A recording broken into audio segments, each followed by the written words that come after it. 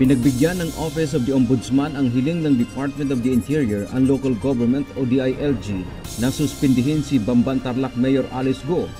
Kaugnay ito sa inihaing reklamong grave misconduct, serious dishonesty, neglect of duty and conduct prejudicial to the best interest of the service ng DILG.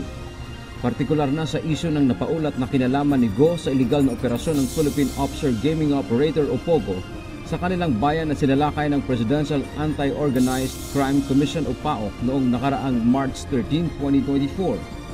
Sa desisyon ng Ombudsman, 6 na buwang preventive suspension without pay ang ipinataw sa alkalde.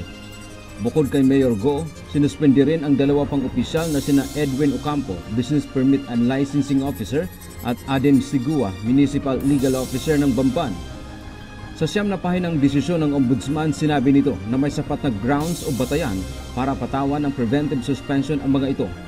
Nagugat ang reklamo ng DILG matapos ang ginawang investigasyon ng binuong task force ng DILG para investigahan ang mga pananagutan ng mga lokal na opisyal ng Bamban dahil sa POGO operation sa kanilang lugar.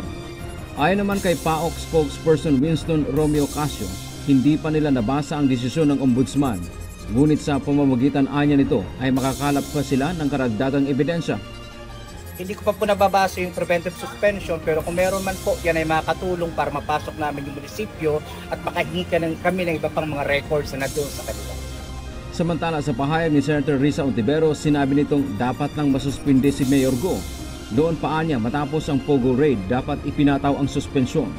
Wala rin anyang duda na may kaugnayan ang alkalde sa POGO. Wala pang pahayag ang kampo ni Mayor Go tungkol sa suspension order. Dante Amento, UNTV, News and Rescue. Diyos ang aming sandigan, serbisyo publiko ang aming pinahahalagahan.